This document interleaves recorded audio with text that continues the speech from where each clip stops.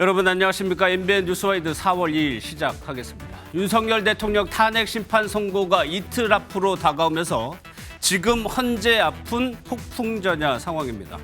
경찰은 헌재를 중심으로 150m까지를 이른바 진공 상태로 만들고 있습니다. 헌재 앞 차로를 전면 통제하고요. 지하철 안국역도 2개 출구를 제외하고 폐쇄되어 있는 상황입니다.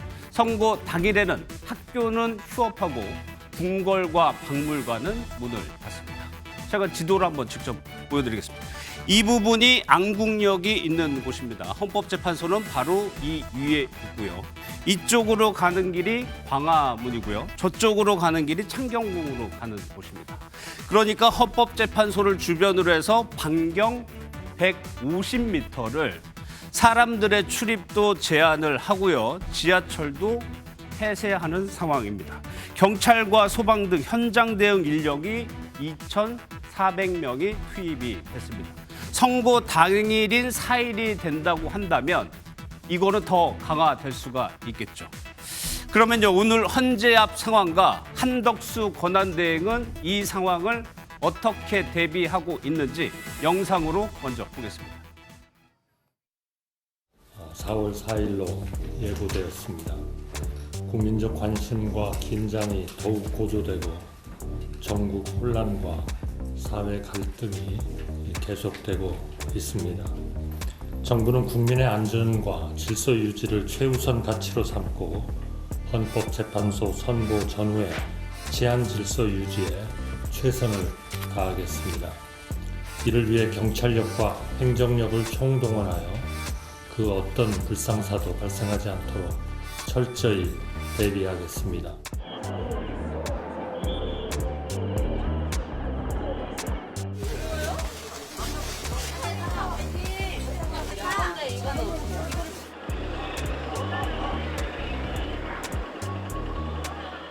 현재 안전사고 예방을 위해 1, 2, 3, 4번 출구가 통제되고 있습니다. 승객 여러분께서는 5번, 6번 출구를 이용해 주시기 바랍니다. 고객 여러분께 안내 말씀드립니다. 저희가 오늘은 특별히 변호사 두 분을 모셨습니다. 조으론 변호사, 이경민 변호사 나오셨습니다. 어서 오십시오. 예. 지금 현재 헌재 앞의 상황부터 좀 살펴봐야 될 것 같은데 언론에서는 이거를 진공구역, 진공화라고 표현을 합니다. 그러니까 글쎄요, 조으론 변호사님, 이 지역을 주변으로 해가지고 일단 사람과 인원의 통제를 막겠다는 의미겠죠. 예, 맞습니다. 지금 가장 중요하게 여겨지고 있는 것이 이 일대에서 소란이 일어날까 봐 그렇죠. 이걸 가장 우려하고 있는데요. 그렇기 때문에 이제 헌법재판소에서 가장 가까운 지하철역이라고 할 수 있는 안국역 같은 경우에는 현재에도 1번부터 4번 출구가 모두 다 폐쇄되어 있는 상태입니다. 예. 5번 출구와 6번 출구만 지금 이용을 할 수가 있고요. 탄핵 심판이 선고되는 당일에는 여기서는 이제 아예 무정차 지하철이 서지 않는다는 얘기예요. 네, 맞습니다. 예. 그리고 첫 차부터 지나가지 않는다고 해서 완전 폐쇄를 지금 예고하고 있는 상황입니다. 예, 경찰에서는 최대한 안국역에 사람의 접근 자체를 막겠다는 의미입니다. 그 정도로 좀 긴장감이 높아지고 있는 상황인데 이경민 변호사, 그러면 이 근처에 사는 분도 계실 테고 학교가 있을 수도 있고 회사도 있을 거란 말이에요. 그렇죠. 예, 그런 상황이기 때문에 사실 이제 이 나다니는 문제에 있어서도 이제 문제가 되는 게 아니냐 이렇게 예. 지금 이야기를 하고 있는데, 일단 선고 당일에 학교가 이제 그 주변에 11개가 있는데 그 11개는 지금 휴교를 하겠다라고 지금 이제 입장을 당일에요. 밝힌 상태 맞습니다. 예. 예, 그런 상태이고, 그리고 그 이제 안국역 주변으로 해서 또 기업들도 많이 있습니다. 그 기업들에 대해서도 지금 최대한 이 선고일이 공지가 되고 나서 그 이전부터 일단은 뭐 그때 재택근무를 조금 유도를 하는 쪽으로 좀 예. 신청을 좀 받고 있고요. 그리고 혹시나 만약에 뭐 그 본사 말고 다른 쪽에 사옥이 있는 경우에는 그쪽으로 또 출근을 또 유도를 하고 있습니다. 그리고 이 혹시나 이제 출근을 하게 되는 경우, 그러니까 뭔가 이제 소요 사태가 발생을 할 수도 있는 그런 부분에 있어서는 최소한의 좀 인력을 통해 가지고 예. 그런 부분에 있어서 좀 비상상을 좀 대비를 할 수 있도록 그런 식으로 좀 재택근무를 유도를 하고 당일에는 적어도 혼잡을 좀 피할 수 있게 그런 예. 식으로 좀 유도를 하고 있는 상황입니다. 저희가 영상의 사진으로 지금 전해드리고 있는데 저곳 지금 저 모습이 헌재 근처의 모습입니다. 경찰들이 상당히 많고요. 저 안국역이 광화문과 인접해 있는 서울 도심지기 때문에 평소에는 유동인구가 상당히 많은 지역이고 고궁이나 궁궐들도 있기 때문에 외국인 관광객이 많이 찾는 곳입니다. 그런데 그곳을 지금 서서히 비우고 있다는 얘기입니다. 그런데 지금 상황이 왜 이렇게까지 하느냐, 당국에서. 그런데 이거를 외국인의 시선에서 보면, 이경민 변호사님, 미국 대사관 같은 경우에는 전날부터 해가지고 영사 업무 자체를 취소했어요. 미국 대사관과 안국역이 멀지 않은 곳에 있거든요. 그렇습니다. 그만큼 위험하고 심각하다고 보는 방증 아닌가요? 그렇습니다. 지금 이제 뭐 3일과 4일에 이 영사 업무, 정기적인 영사 업무를 중단을 한다라고 이제 지금 지침을 내렸는데 예.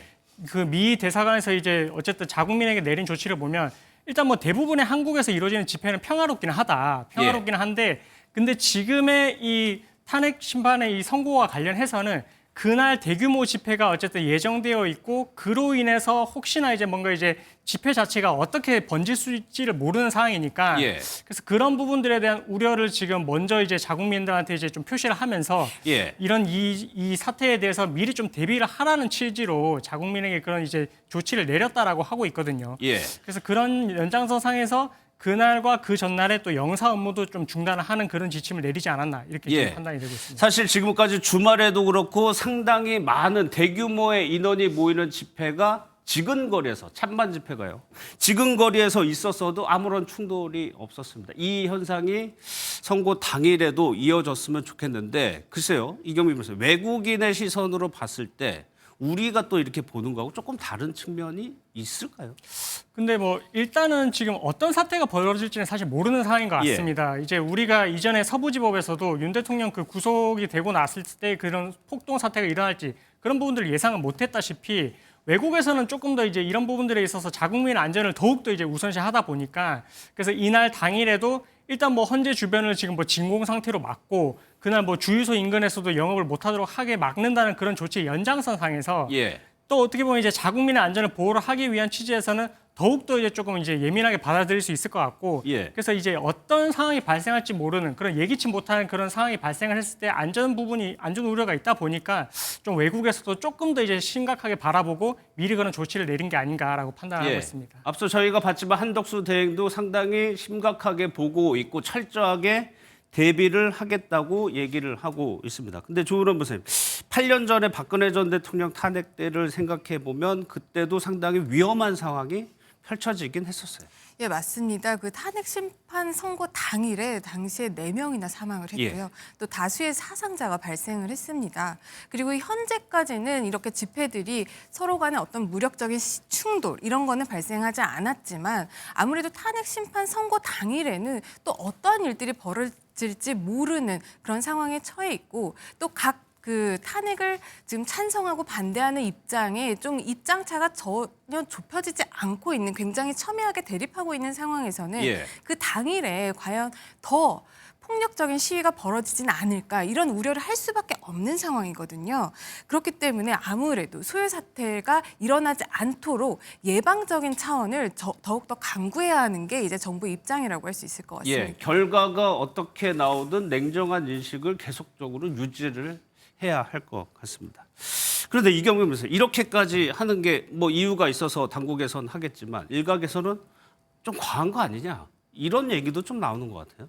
그렇습니다. 그 뭐 집회를 우리가 이제 자유를 보장을 하고는 있는데 근데 이제 원래 헌재 100m 이내에서는 집회를 금지를 하고 있고 그동안에는 약간 이제 편법적으로 기자회견이라든지 1인 시위 같은 경우에는 사실 법이 허용하는 예외입니다. 그래서 이제 그래요? 가능했었는데 예. 근데 그 부분에 있어서도 이제 경찰관 직무집행법이라든지 아니면 집회 및 시위에 관한 법률에 따라서 이날 이제 그 1인 시위랑 기자회견도 이제 못하도록 막겠다라고 이제 했거든요. 예. 그런 부분이 이제 가능한 이유가 이 뭐 폭행이나 손괴 아니면 이제 공공 안전의 위해가 예상되는 경우에는 이렇게 이제 금지를 할 수가 있습니다. 그래서 그런 취지에서 이렇게 이제 뭐 1인 시위라든지 이렇게 뭐 기자회견을 하는 방법을 통해서도 이 시위를 하는 것을 이제 막겠다라는 그런 조치이고 예. 아무래도 이제 박근혜 전 대통령 사건 당시에 그때 이 사건이 이 선고가 되고 나서 이제 4명의 사망자가 발생을 했고 뭐 60명 이상의 그런 사상자가 발생을 했다 보니까 그리고 이제 최근에 또 서부지법에서 그런 폭동 사태도 있었다 보니까 가급적이면 이런 부분들에 있어서 최대한 어쨌든 방어를 할 수 있는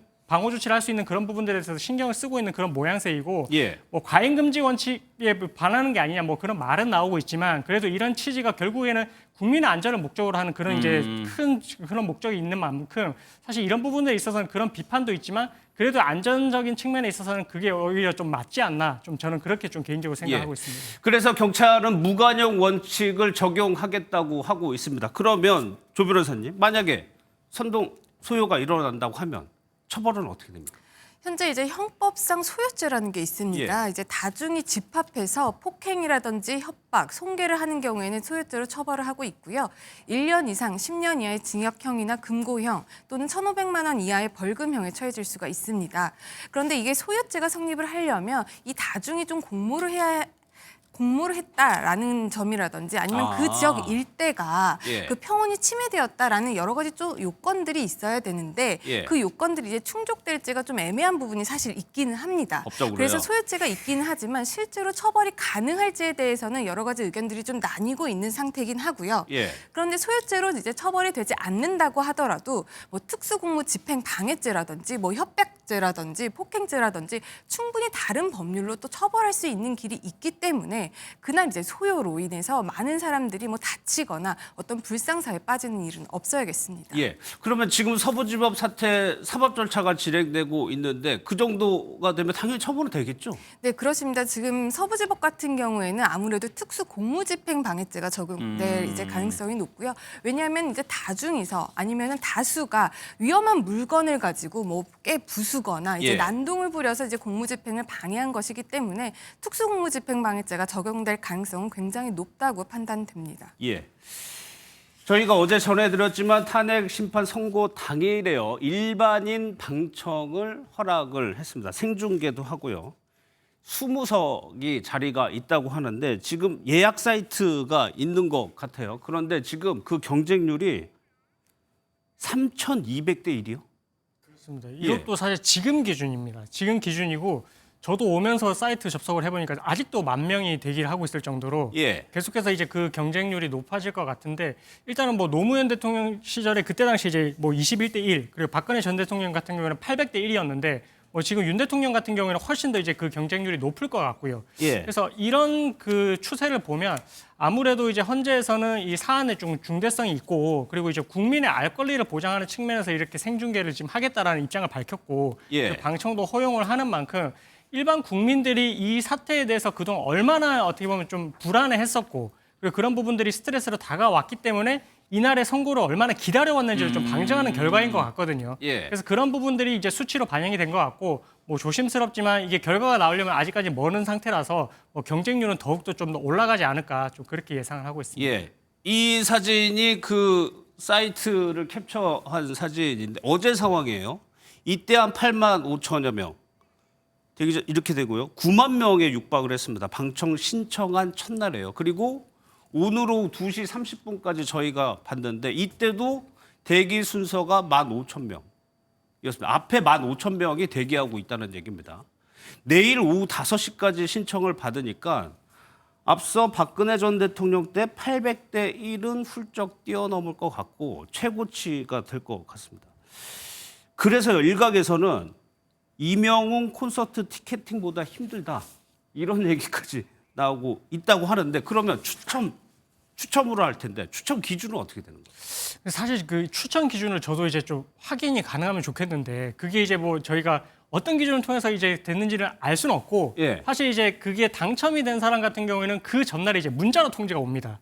그렇게 해서 이제 내가 이제 갈 수 있게 되는 그런 상황이 됐구나 이렇게 알 수가 있는 부분이라서 그래서 아마 이게 뭐 나와 있지 않은 부분을 봤을 때는 뭐 무작위로 이렇게 배정을 하지 않나 이렇게 생각이 되고요. 예. 그래서 지금 이 경쟁률이 높다라는 의미는 뭐 제가 이전에도 말씀드렸다시피 아무래도 국민들이 이제 뭐 휴가까지 쓰고 가서라도 이제 방청을 하겠다라는 그런 의지를 보이는 것을 보면 예. 그만큼 이 윤 대통령 탄핵 심판 결과에 대해서 얼마나 관심이 집중되어 있는지 좀 그런 부분을 알 수 있을 것 같습니다. 예, 뭐 일반인뿐만 아니라 김기현 전 대표나 나경원, 윤상현 의원들 여당 의원 20명도 방청을 신청할 정도로 관심이 높다고 할 수도 있고 어떻게 보면 좀 과열 양상을 보이는 것 같기도 합니다.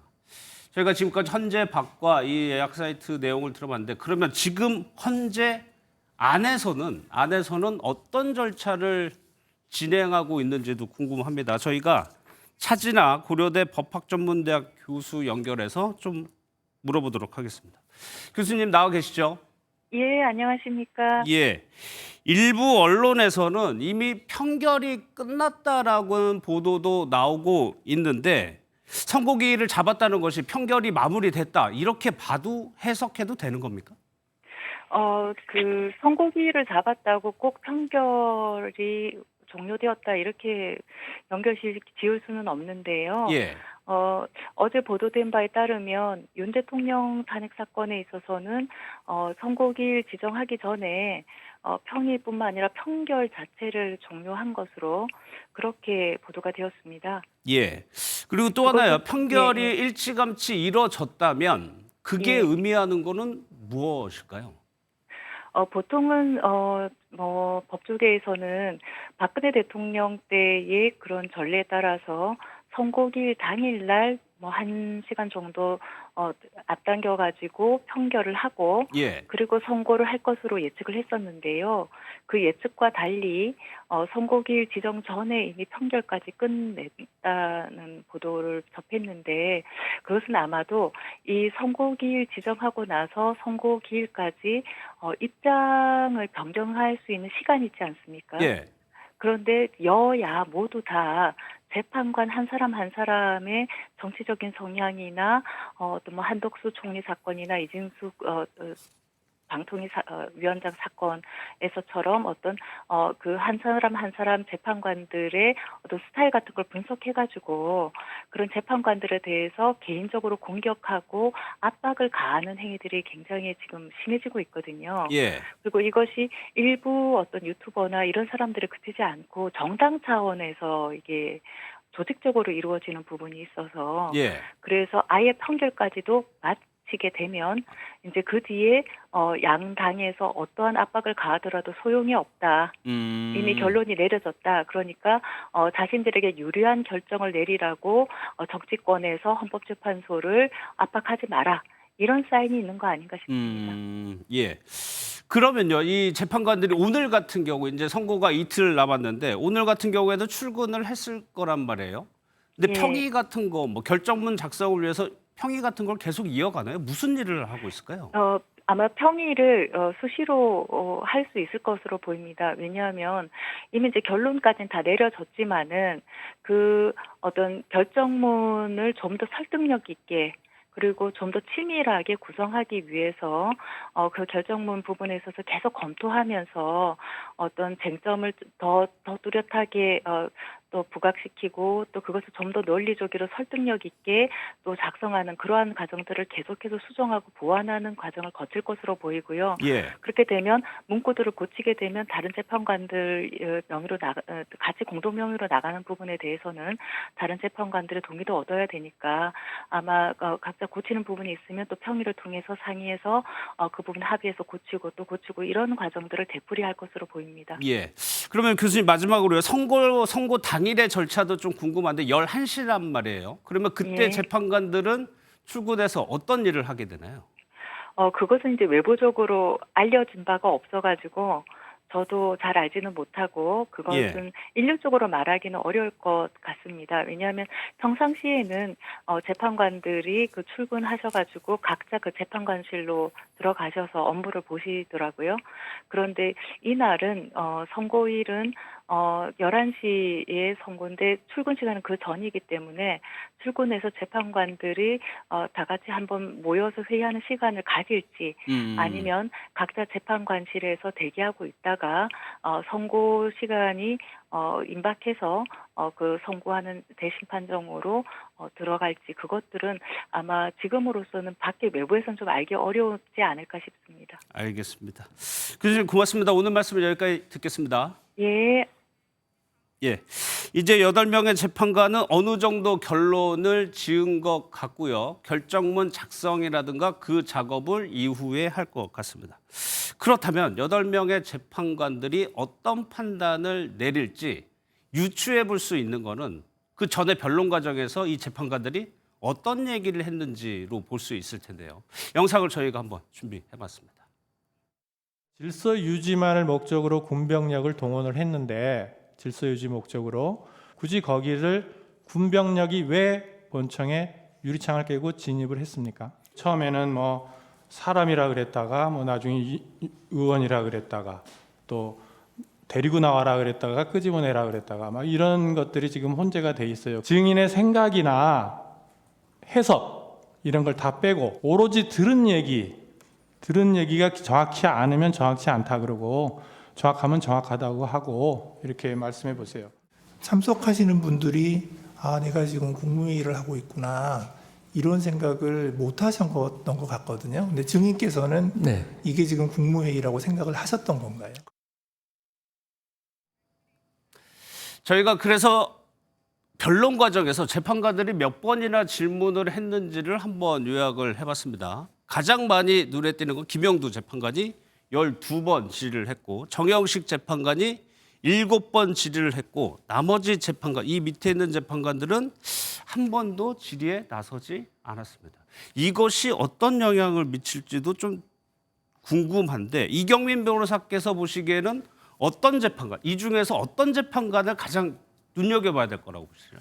뭐 저는 이제 질문 횟수로 따지게 되면 뭐 김영두 재판관, 정영식 재판관 둘 다 뭐 다수의 질문을 하긴 했지만 그래도 조금 더 이제 내부적으로 이제 핵심을 좀 파고드는 질문 같은 경우에는 정영식 재판관의 질문들이 좀 그랬던 것 같거든요. 예. 특히나 이제 뭐 그때 당시에 이제 국회에 들어가서 국회의원들을 끌어내라고 했는지 여부에 대해서도 좀 집중적으로 질문을 했었고 그리고 홍장원 차장의 메모와 관련해서도 그 메모의 작성 경위에 대해서도 이제 집중적으로 질문을 했다 보니까 아무래도 좀 이런 부분들이 있어서 정영식 재판관이 주심으로서 예. 조금 더 이제 그런 사실관계에 대해서 좀 핵심적인 내용들을 좀 질문을 한 것이 아닌가라고 생각이 되고 그런 부분들이 아마 좀 뭐 사실관계를 파악하는 데 도움이 됐을 것 같고 아마 판결문에도 그런 부분들이 이제 좀 정리가 돼서 좀 담기지 않을까. 그래서 저는 정영식 재판관이 조금 이제 집중적으로 질문을 했었고 그 질문들이 좀 의미가 있고 깊이가 있었다라고 그렇게 볼 수 있을 것 같습니다. 예. 조 변호사께서는 어떠세요? 네, 저도 변호사님이랑 이제 같은 의견인데요. 아무래도 사실상 주심 재판관이라고 볼 수 있는 이제 정영식 재판관이 이제 여러 가지로 집중적으로 질문한 모습을 저희가 많이 볼 수 있었습니다. 예. 그리고 사실상 말씀을 하지 않은, 질문을 하지 않은 재판관분들도 계신데요. 아마 그분들은 이제 본인이 이제 임명돼 있는 과정에 있어서 어떤 정치적인 색이 좀 한쪽으로 쏠려 있는 경우에는 이번에 있어서 이제 좀 질문을 좀 자제하는 모습이 보이지 않았나 그런 생각도 듭니다. 예. 이번 선거에서 여러 가지 관전 포인트 쟁점이 있습니다. 어제 저희가 4가지를 보여드렸고 또 이제 언론에서는 5가지 정도를 정리를 하고 있는데 여러 가지가 있어요. 이 변호사께서 보시기에는 가장 중요한 여기서 하나라도 파면에 이를 정도로 뭐 심각하다 하고 하면은 적용이 되는 거잖아요. 그렇습니다. 그러면 가장 중요한 쟁점은 뭐라고 보세요? 사실 이제 5가지 소추가 이제 위헌적인지 뭐 위법적인지 여부를 판단을 할 거고 당연히 이제 파면에 이를 정도로 중대한지가 중요한데 근데 이제 뭐 이런 부분들에 대해서 개별적으로 다 판단을 할 테지만 증인 신문 과정에서 나왔던 그런 내용들을 봤을 때는 저는 좀 이 헌재 재판관들이 직권으로 이제 채택을 했던 증인 조성현 경비단장의 진술이 좀 주요했다라고 생각을 하거든요. 예. 왜냐하면 조성현 경비단장 같은 경우에는 이 국회의원들을 끌어내는 부분에 있어가지고 어떤 이제 지시가 있었는지에 대해서 이제 직권으로 채택을 해서 이제 헌재가 이제 판단을 했었던 부분이라서 예. 그래서 그런 부분들은 그동안 이제 뭐 곽정권 특수전 사령관의 진술이 나왔고 거기서 뭐 국회의원이라고 표현을 했는지 인원이라고 표현을 했는지 뭐 이런 부분들에 대해서 이제 말이 바뀌는 부분에 대해서도 정영식 재판관이 이제 지적을 했었는데 그럼에도 불구하고 조성현 경비단장을 불러가지고 사실관계에 대해서 집중적으로 물어봤던 것을 보면 혹시나 곽정권 전 사령관의 진술이 뭐 이런 부분들이 진술이 왔다 갔다 해서 신빙성을 부여를 할 수 없다 하더라도 나머지 이제 경비단장의 진술을 이렇게 부합해서 봤을 때는 이런 부분까지 전체적으로 종합을 했을 때는 국회의원들에 대해서 이렇게 끌어내라는 지시가 있었을 수도 있다라고 판단을 할 수 있는 그런 근거 자료가 되는 부분이라서 저는 그런 부분들에 있어서는 이제 뭐 당시에 이제 국회의원들을 끄집어내라고 했을 때 그게 이제 국회 봉쇄와 관련된 부분과도 이제 일맥상통하는 부분이기 때문에 예. 조금 이 헌재 재판관들이 그 부분에 대해서 조금 더 이제 중요하게 좀 보고 있는 것이 아닌가 좀 그래서 예. 그런 부분들에 대해서 조금 더 집중적으로 심리를 진행을 했던 것이 아닌가라고 좀 조심스럽게 판단을 하고 있습니다. 그리고요, 최근 들어서 그 인용과 각하 의견이 5대 3으로 나뉘었다. 정치권 안팎에서 이런 얘기 많이 나왔었고 일부 언론에서는 추측성으로 좀 보도를 하기도 했었는데 또 근데 최근에 들어서는요, 현실적으로 5대 3이 불가능하다는 의견이 좀 설득력을 얻고 있습니다. 어떤 내용인지 좀 들어보겠습니다.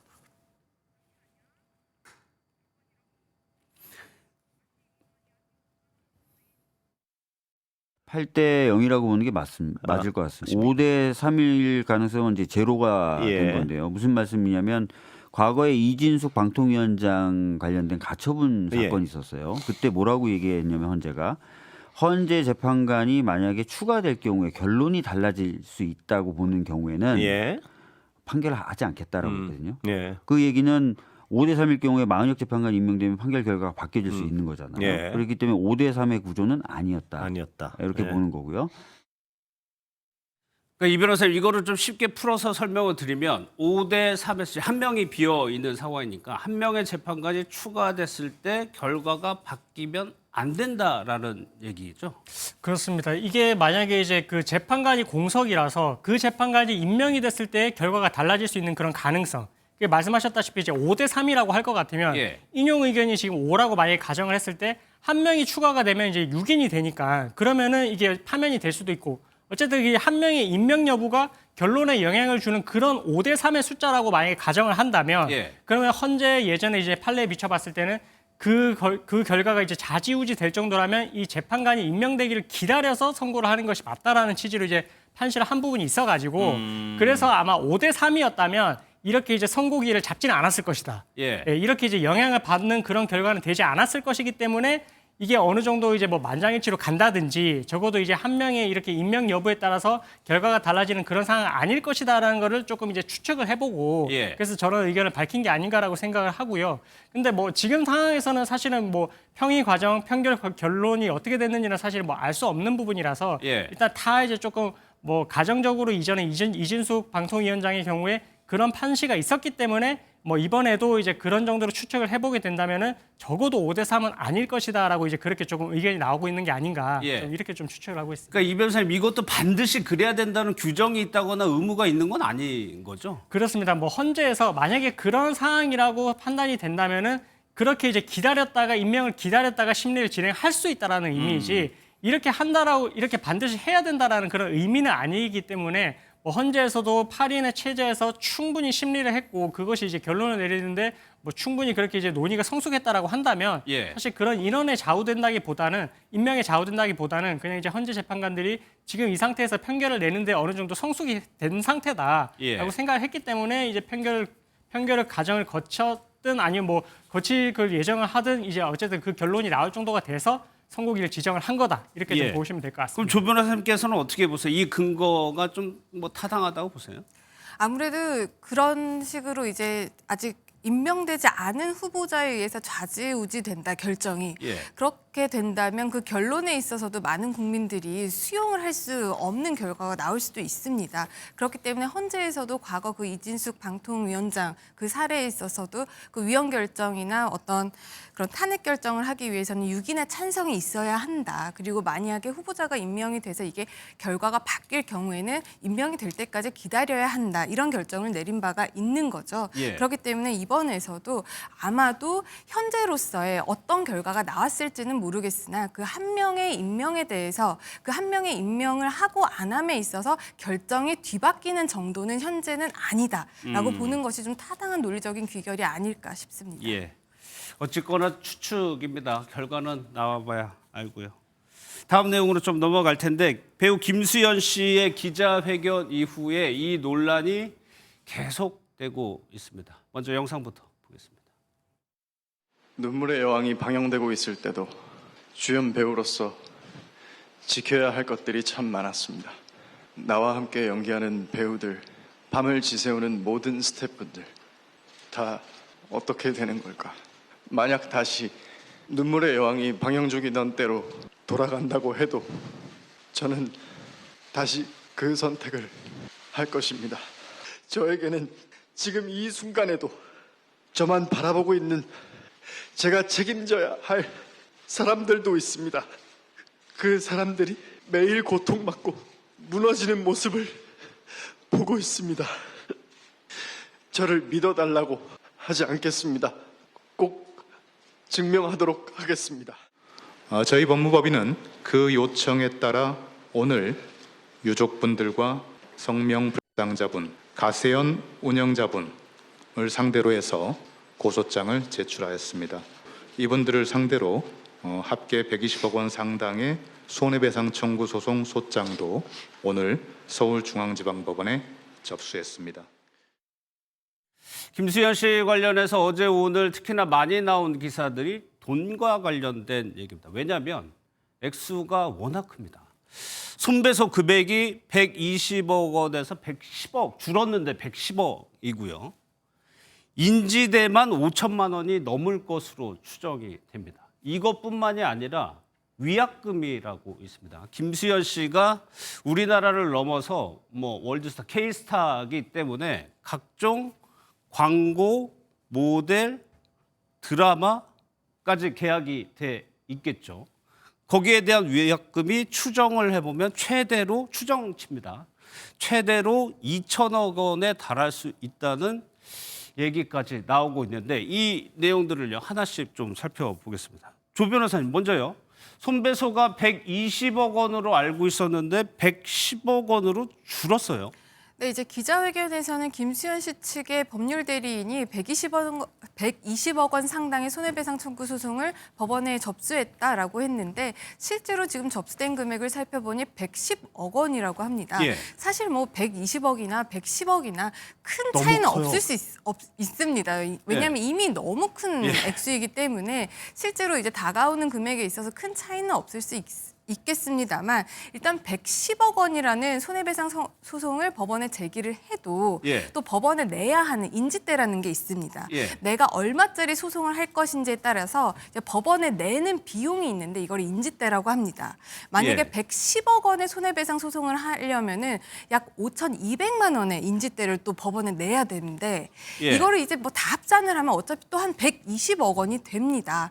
그랬기 때문에 아마 대리인 입장에서는 120억 원 정도의 손해배상 청구 소송을 한다라고 했을 수도 있어서 이 금액에 대해서는 사실상 그렇게 크게 영향은 없는 것 같습니다. 그 줄어든 것이. 네. 그러니까 110억 원의 손해배상 청구 소송을 하게 된다면 법원에 무조건 내야 되는 거죠. 이 인지대라는 것이. 네, 무조건 내야 되는 이제 소송 비용이고요. 이 목적물 가액, 그러니까 110억 원에 대한 변호사 비용도 나중에 이제 소송 비용으로 이제 패소자에게 또 부담을 시킬 수 있는 부분이고 실제로 손해가 120억 원이라고 하더라도 일단 소송 처음 접수할 때는 한 110억 정도로 청구하고 추가적인 금액에 대해서는 소송 진행 과정에 있어서 청구 취지 확장이라든지 변경을 통해서 또 추가적으로 청구할 수 있는 부분들이 남아 있습니다. 그렇기 때문에 이제 총액이 지금으로서는 딱 확정이 되었다라고 볼 수 없는 점도 있어서 이게 120억이든 110억이든 굉장히 큰 소송임에는 분명합니다. 그런데 이경민 교수님 좀 궁금한 것이 앞에 좀 CG를 다시 한번 볼까요? 손배소를 이제 제기한 당사자가 유족하고요. 유튜브. 네. 글쎄요. 이경민 변호사께서 보시기에 110억 정도를 여기서 감당할 수 있을지가 좀 의문이거든요.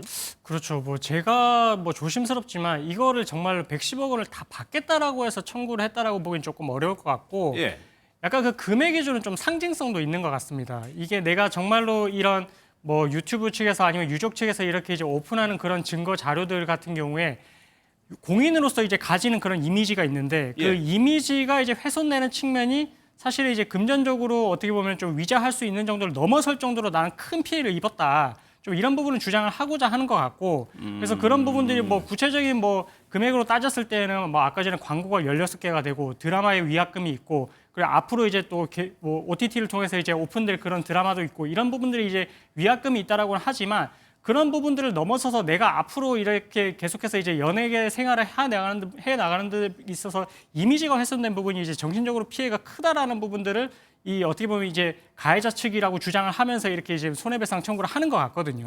그래서 그런 부분들은 어떻게 보면 이제 다 받고자 하는 의미보다는 내가 이렇게 정식적으로 대응을 했고 그래서 나는 이런 것들이 이제 오픈되기보다는 이런 법적인 테두리 안으로 들어가서 어떻게 보면 이제 소송 당사자들끼리의 주장으로서 이렇게 좀 해결을 하고 싶다 그런 의지도 좀 필요를 하는 것 같고요.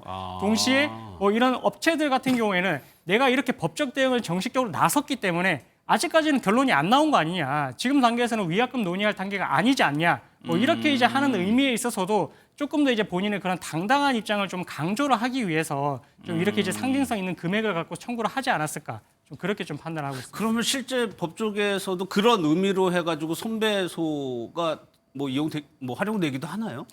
근데 그거는 사실 아까 이제 인지대를 보셨다시피 예.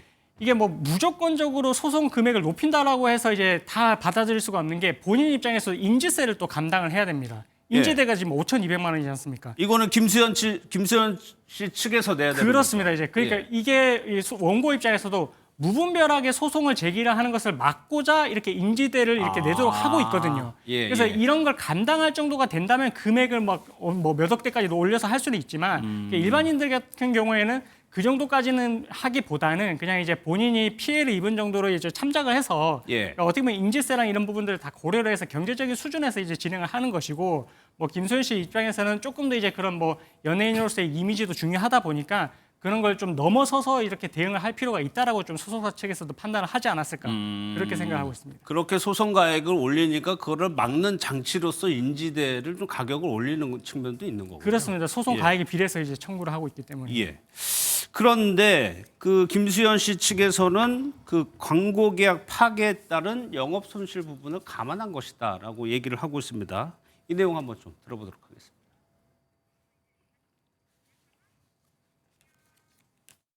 눈물의 여왕이 방영되고 있을 때도 주연 배우로서 지켜야 할 것들이 참 많았습니다. 나와 함께 연기하는 배우들, 밤을 지새우는 모든 스태프분들 다 어떻게 되는 걸까? 만약 다시 지금 첫 번째 카카오톡을 보면 그 다음 장에 보고 싶어가지고 마지막에 보면 친구분도 6년이나 사귀었으니 싱숭생숭할 바하다고 하면서 김세론 양과 김수현 씨가 과거부터 6년간 사귀어왔다는 점을 이미 알고 있습니다. 방금 나간 저희 인터뷰 영상은 유조 측 인터뷰였고요. 김세론 씨 측 인터뷰가 나왔는데 그 내용을 좀 먼저 보도록 하겠습니다. 그러면요. 예. 또 하나 이제 김수현 씨와 관련된 의혹이 미성년 교제 의혹에 대해서 이제 유족 측의 입장을 보셨습니다. 그런 가운데 김세론 씨의 친구들이 김수현 씨의 기자회견을 보고 유족 측 변호사는 김수현 씨와 교제한 거 알고 있는 친구 8명이 성명서를 쓰고 있다라고 하는데 이 부분은 좀 어떤 의미가 있을까요?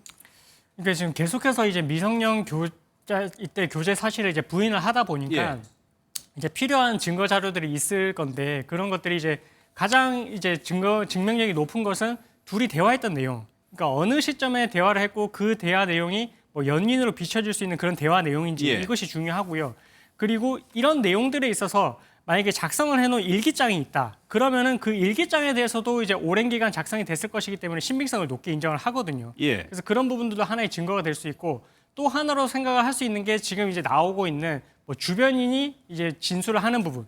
그러니까 뭔가 이제 주변인하고 같이 이런 뭐 자리를 동석을 해서 그때 당시에 뭐 연인이라고 소개를 했든지 아니면 연인임을 전제로 해서 같이 시간을 보냈다라고 할 것 같으면 그런 내용들을 이제 구체적으로 경험했던 내용들을 또 이제 참고인으로서 진술을 해준다면 그런 부분들도 하나의 또 이제 뭐 미성년자 시절에 교제를 했다라는 부분에 또 유력한 증거로도 또 사용이 될 수 있는 부분이거든요. 그래서 여러 가지 증거를 이제 고려를 하다 보니까 그 중에 하나 요소로서 또 주변인들이 또 그런 내용을 들었다라고 하니까 그래서 그런 부분들을 조금 준비를 하고 있는 게 아닌가 이렇게 좀 판단이 됩니다.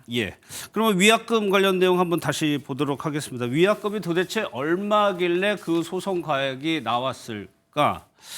한번 볼까? 이경미 부사 보면은 그 규모가 글쎄요 김수현 씨 인기가 워낙 조 변호사님 워낙 뭐 많기 때문에 그 위약금 규모가 커지는 것 같아요.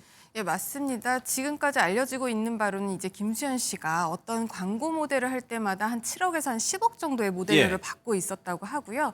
이제 이 뉴스가 나오기 전까지는 한 16개의 업체에 이 모델을 계속 하고 있었다고 해요. 16개 업체요. 그리고 이제 위약금 같은 경우에는 이 모델 계약을 체결을 할 때 보통 뭐 한 2배, 출연료라든지 모델료의 2~3배를 이제 위약금으로 정하고 있고 뭐 사이상규에 반하는 뭐 일을 했거나 아니면 여러 가지 논란이 되었을 때 이런 거를 위약금으로 삼고 있는데 그렇게 이렇게 계산을 해보면 지금 물어줘야 될 위약금이 약 한 200억이 넘는다는 겁니다. 그러니까 이 200억이라는 굉장히 큰 금액을 이제 김수현 씨가 위약금으로 이제 물어줘야 한다면 김수현 씨 입장에서도 이미 발생한 위약금뿐만 아니라 향후 앞으로도 앞으로 이제 내가 연예인으로서 일하지 못할 부분에 대한 여러 가지 금전적인 손해에 대해서는 정말 예상을 할 수 없을 정도로 더 커지게 돼버리는 거죠. 예. 그러니까 계약을 맺을 때 원래 계약금보다 위약금 한 2~3배 정도 더 많이 책정을 한다는 거죠. 계약서에. 예, 맞습니다. 그렇다고 해가지고 이 정도의 큰 뿐만이 아니라 뭐 광고 위약금도 있는데 드라마 위약금도 있다고 해요. 그렇습니다. 이게 지금 말이 나오고 있는 게 그 디즈니 플러스라는 OTT가 있는데 예. 거기서 이제 지금 시즌을 시즌 2개를 해서 지금 이제 공개를 할 예정이었습니다. 그게 이제 원래는 5월이고 하반기에 이제 공개를 할 예정이었는데 근데 사실 그게 지금 이 김소연 씨 사태로 인해 가지고 지금 잠정 연기가 되어 있는 상태입니다. 그래서 지금 이게 공개가 될 수 있을지 뭐 이런 부분들에 대해서 이야기가 나오고 있고 그 OTT 측에서도 이 지금 김소연 씨에 대해서 뭐 제작비가 600억 정도 들어갔는데 예. 그 부분에 있어서도 지금 조 변호사님 말씀하신 취지에 따르게 되면 적어도 2배에서 3배 정도의 어떻게 보면 이제 위약금을 물릴 수가 있지 않습니까? 근데 그렇다고 예. 하더라도 사실 뭐 어느 정도 이제 좀 감액된 금액으로 이렇게 책정이 되긴 할 테지만 이 OTT 업체가 이제 외국에 있고 그 외국에서는 이런 이 위약금 관련해서는 그런 이제 본인의 그런 사생활로 인한 이슈로 했을 때는 이제 이런 부분들에서 위약금을 좀 과하게 좀 책정을 하고 이렇게 법원에 청구를 하거든요. 그래서 뭐 미국의 이제 넷플릭스에서 그런 비슷한 사례가 있었을 때도 뭐 성추문 비슷한 사례가 있었을 때도 390억 원의 위자료를 지급을 하라라는 판결이 미국에서 나온 적이 있었습니다. 아, 그래요? 그런 상태도 있다 보니까 이 디즈니 플러스에서도 이렇게 이제 혹시나 위약금을 청구를 하는 쪽으로 소송이 나간다면 예. 그러면 김소연 씨 입장에서는 이 소속사가 이 비용을 감당을 할 수 있겠느냐 뭐 그래서 이런 말들이 조금 나오고 있는 것 같습니다. 그러니까 이런 경우 이런 사례 같은 경우에는 디즈니 플러스라는 곳에서 김수현 씨에게 소송을 걸었을 때 생길 수 있는 금액이고 언론에서는 또 워낙 금액을 조금 최대로 해가지고 좀 부풀리는 경향이 있는 거니까 이렇게까지 큰 금액이 될 가능성은 좀 적은 거 아닌가요? 어떻게 보세요, 조 변호사님? 그 가능성에 대해서는 누구도 이제 속단할 수 없는 것이 이제 위약금 같은 경우에는 이제 청구하는 주체가 청구를 했을 때 이제 문제가 되는 겁니다. 예. 계약서에는 이제 여러 가지로 이제 어떤 경우에는 위약금을 뭐 청구할 수 있다라고 규정해 놓지만 실제로 이제 청구할지 여부는 뭐 OTT 회사라든지 아니면은 뭐 광고 회사라든지 여러 가지 광고주들의 선택에 따라서 달려 있는 부분이고 또 만약에 위약벌 규정이 이제 계약서에는 명시가 되어 있지만 실제로 위약금 청구 소송이 들어갔을 때 이제 법원에서의 판단은 또 달라질 수도 있습니다. 위약금 규정은 원래 지켜져야 되는 거긴 하지만 예. 사회상규 여러 가지 것에 비추어 봤을 때 너무 과다하게 책정이 되었다라고 하면 이제 감액될 여지도 있는 것이거든요. 예. 하지만 그럼에도 불구하고 일단 계약은 지켜져야 되고 계약서에 있는 그 위약금 조항이 어느 정도 준수되어야 된다는 것은 뭐 우리나라뿐만 아니라 외국에서도 마찬가지 입장이기 때문에 예. 김수현 씨가 지금 여러 가지 사정에 따라서 자기의 어떤 그런 논란에 따른 위약금을 아예 피해갈 수는 없다라고 보는 것이 맞을 것 같습니다. 아, 그래요. 그러다 보니까 이런 좀 기사도 나오고 있는 것 같아요. 김수현 씨의 소속사입니다. 그런데 늘 회사 통장에 뭐 수십억 원씩 있었는데 지금은 사정이 다르고 최근에는 외부 청소 업체와의 용역 계약까지 잠정 중단했다고 들었다는 보도가 나오고 있는 건데 이 변호사님 그러면 만약 그 위약금 소송을 당하게 되면 이런 상황이라고 가정을 한다면 못 낼 것 같은데 그러면 어떻게 되는 거예요? 그렇죠. 그러면은 이제 회사의 자산을 상대로 이제 강제 집행이라고 해서 이제 판결문을 가지고 강제로 집행을 하려고 할 텐데, 근데 그럼에도 불구하고 뭐 회사에서 이제 자산을 처분을 하고 뭐 임금 구조 조정도 하고 이렇게 했음에도 불구하고 이제 그게 뭐 감당할 수 있는 정도를 넘어선다면 사실 그렇게 된다면 회사 입장에서 파산을 할 수밖에 없을 것 같습니다. 예. 그래서 뭐 이런 부분들이 아직까지는 좀 설에 불과하고 가정에 불과해서 실제로 이렇게 이제 뭐 감당이 불가능할지 여부는 좀 지켜봐야 될 것 같고, 그리고 이렇게 이제 위약금이 어떻게 될지까지 결론이 나기까지는 또 소송으로 가게 되면 또 시간이 좀 오래 걸리는 그렇겠죠. 부분이 있거든요. 그래서 예. 그런 부분들까지 고려를 하게 된다면 뭐 최종적으로 이제 회사가 이제 감당이 불가능할지 여부는 좀 지켜봐야 될 것 같습니다. 근데 저희가 이제 전제 가정을 통해서 말씀을 드리고 있습니다만 조 변호사께서 보시기에 실제 김수현 씨의 논란이 이렇게까지 소송으로 번질 가능성이 있어 보이세요? 있어 보이는 면이 충분히 있죠. 아, 그래요? 왜냐하면 뭐 미성년자와 성인의 교제는 사실상 여러 가지로 법적으로 불법 문제가 일어날 수도 있고 예. 해당 뭐 광고 모델로서의 이미지가 굉장히 실추되는 상황이기는 합니다. 그렇기 때문에 광고주들 입장이라든지 아니면은 뭐 OTT 제작사의 입장에서는 본인이 손실을 입었다라고 주장할 만한 상황들이 충분히 만들어진 상황이기 때문에 예. 결과가 어찌 되었건 간에 이미지 훼손 그리고 광고주들 입장에서는 더 이상 이 모델로서의 역할 아니면 모델로서 이미 지급한 금액에 대한 환수를 요청을 할 수밖에 없는 상황이 될 수밖에 없을 것 같습니다. 이 변호사님도 마찬가지로 생각하십니까?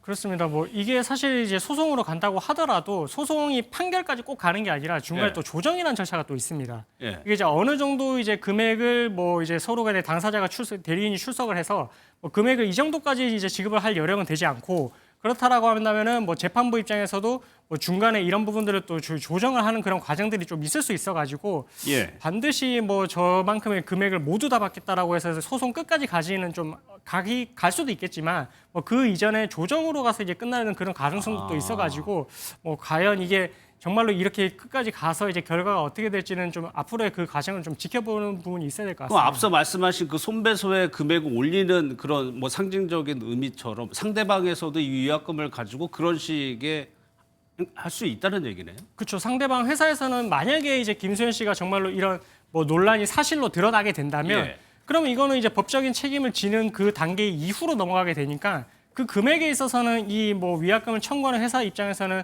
사실은 이제 그런 부분들을 고려하지 않고 적극적으로 본인들이 손해를 입었다라는 부분들을 강조를 할 것이고 그리고 이로 인해서 이제 2차적으로 있을 수 있던 수입에 대해서도 계속해서 강조를 하면서 이제 위약금을 어쨌든 받아낼 수 있는 한 최대한 받아낼 것이라서 예. 그런 부분들이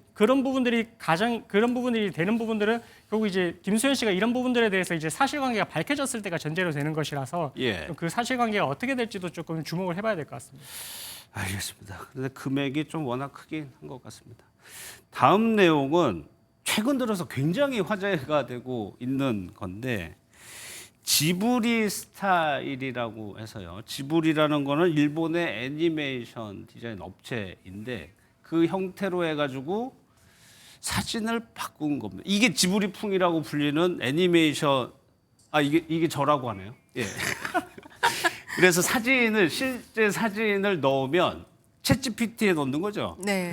챗GPT라는 AI가 탑재된 거기에 넣으면 이런 식으로 그림이 바뀐다는 거죠. 이게 조 변호사님이죠? 네, 저인 것 같습니다. 예. 네.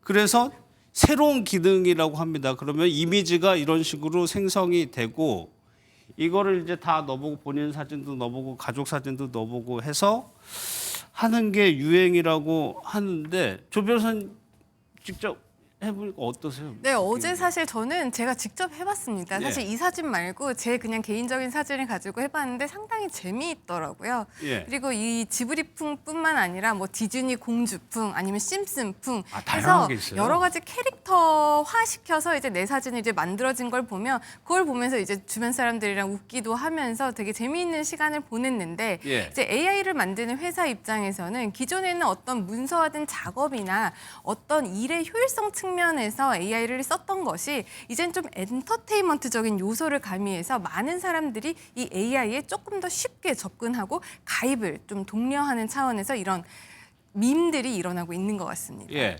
그러다 보니까 챗GPT 이용자가 굉장히 늘었다고 하는데 맨 마지막에 있는 뭐라고 불러야 되는가요? 여기가 이제 이 변호사님이죠.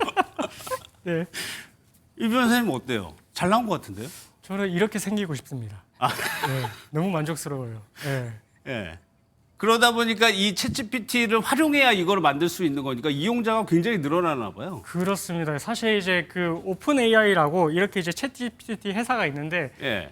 이 이용자가 사실은 그 지난달 말 기준으로 5억 명을 돌파를 했다라고 하고 있거든요. 5억 명이요? 예, 5억 명이 돌파했고 그리고 이게 이제 지브리 스타일로 뭐 그려줘라고 하면은 이런 식으로 이제 만들어 주는데 예. 그렇게 이제 지금 이 서비스가 배포가 되고 나서 훨씬 더 이제 급증을 했다라고 하고 있습니다.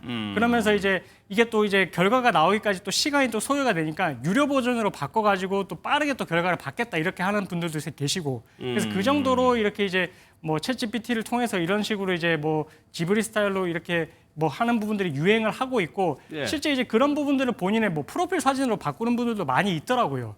예. 네, 그런 식으로 이렇게 좀 이용자들이 좀 급증하고 있고 그래서 이 부분에 있어가지고 그 CEO도 이제 말을 하기를 본인들의 이제 뭐 GPU가 높고 있다. 이렇게 예. 너무나 이제 가입자 수가 늘고 이용자가 늘다 보니까 좀 우스갯소리로 GPU가 높고 있다라는 식으로까지 이제 농담을 하기도 했는데 예. 그만큼 가입자가 급증을 하고 있는 것 같습니다. 지금 나오는 거는 드라마에 아이유 씨 나오는 드라마를 바꾼 것 같아요.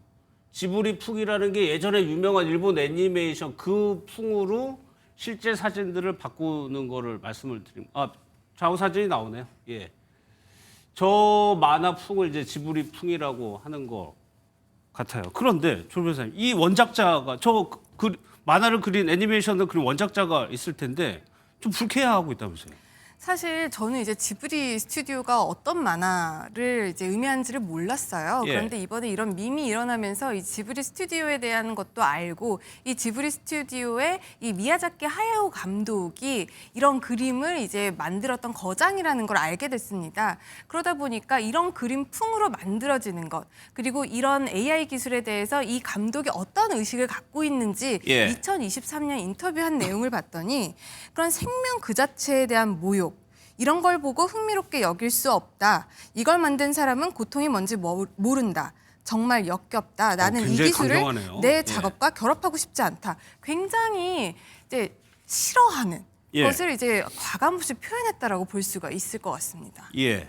원작자가 미야자키 하야오라는 굉장히 유명한 애니메이션 감독인데 생명 그 자체에 대한 모욕이고 내 작업과 결합하고 싶지 않다.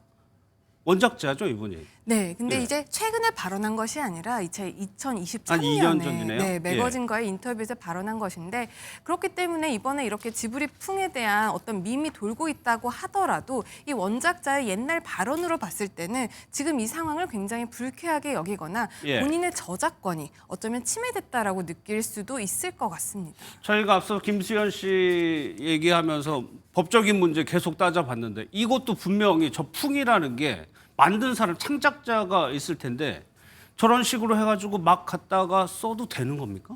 그러니까 만약에 이제 그게 저작권 침해가 문제가 됐다면 예. 제가 저렇게 이제 하지도 않았을 거고 제가 여기서 말을 하지도 못했을 것입니다. 왜냐하면 아. 자백하게 되는 꼴이니까요. 아, 저작- 문제가 안 된다는 말씀이시네요. 그렇습니다. 저작권 침해 문제가 되지는 않습니다. 왜냐하면 이런 식의 스타일이나 화풍 같은 경우에는 이게 아이디어의 영역에 속한다라고 하거든요. 예. 그러니까 보호받는 저작권의 영역으로 들어가지는 않습니다. 아, 그래요? 그렇습니다. 그래서 이제 실제 그 지브리 스튜디오의 그 캐릭터를 갖고 와서 쓰게 된다면 그러면 저작권 침해 문제가 생기지만 그 정도의 하풍을 이제 본인의 사진을 이용해서 만들어내는 것은 이제 그거는 뭐 저작권 침해는 되지는 않고요. 예. 근데 대신 이 오픈 AI 그러니까 이제 이 챗GPT가 이런 부분들에 대해서 이제 학습을 하는 과정에서 만약에 정말로 이제 그때 당시 이 지브리 스튜디오에 이런 뭐 사진을 이용을 해가지고 실제적으로 이용을 했다라고 한다면 예. 그러면은 저작권 침해가 문제가 될 수는 있을 것 같거든요. 근데 그 부분에 있어서도 뭐 스타일을 본인들이 뭐 학습을 했다라는 식의 그런 이제 주장이 나오고 있어가지고 예. 일단 뭐 지금까지 밝혀진 내용에 따르게 되면 아직까지는 뭐 저작권 침해와 관련된 문제는 없어 보이긴 합니다. 예.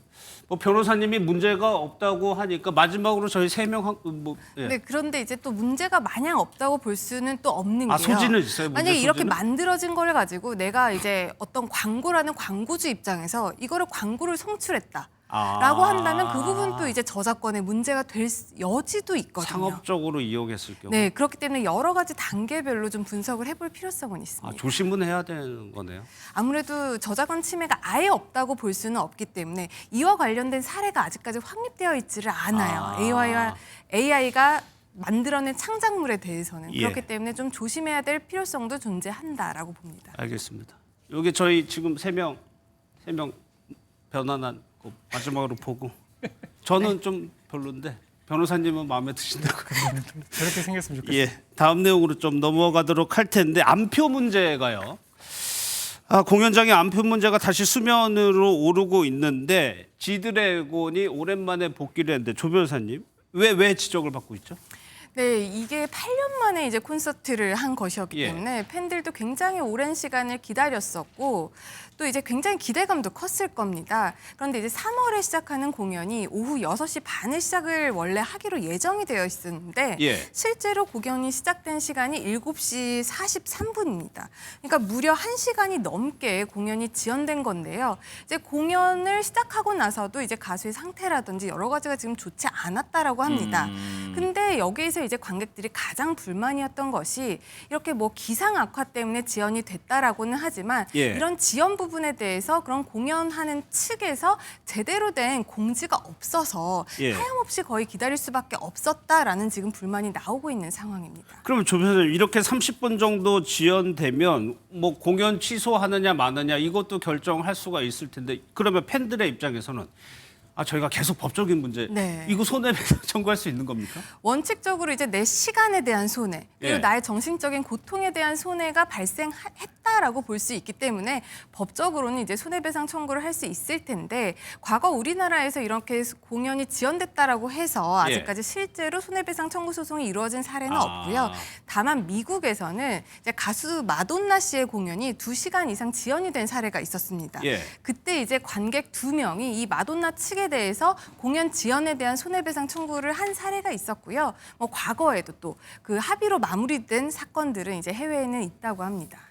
그런데 이경민 변호사 이게 뭐 지연 문제도 있었고 쓰레기 문제 이런 것도 좀 있었나 봐요. 그렇습니다. 뭐 그때 당시 보니까 이 공연장 그 바닥에 이제 쓰레기가 널브러져 있고 예. 그리고 이제 공연장 입구에도 이제 쓰레기가 좀 널브러져 있다 보니까 뭐 이것을 이제 뭐 분리수거까지는 아니지만 뭐 이걸 좀 치우고 가는 그런 성숙한 문화가 있었으면 어땠을까 뭐 이런 좀 비판이 나오긴 하더라고요. 그래서 그런 부분들이 이제 뭐 커뮤니티의 사진으로 이제 돌기도 했었는데 뭐 어쨌든 그때 당시에 이제 지드래곤 씨 같은 경우에는 이 소음으로 인해 가지고 인근에 피해가 갈까봐 예. 종량제 봉투도 미리 이제 좀 양해를 구하면서 돌렸다라고 하고 있거든요. 그 정도로 어떻게 보면 이렇게 준비를 잘 해왔던 만큼 팬들도 조금 더 성숙한 그런 문화를 가지고 당시 예. 쓰레기를 좀 치웠으면 어땠을까 생각이 되고 뭐 이런 부분이 뭐 법적으로 처벌 대상은 아니지만 이런 게 이제 어떻게 보면 성숙한 이제 공연을 보는 그런 뭐 시민 의식인 만큼 그런 부분들을 조금 더 이제 앞으로 좀 주의를 했으면 좋겠습니다. 근데 저희가 이 문제를 가지고 온 이유가 단순히 지드래곤에 해당되는 문제가 아니기 때문이죠. 저는 이거 보고 깜짝 놀랐는데 지금 배우의 팬미팅 같은 경우에는 77,000원이 235만 원에 거래가 되고요.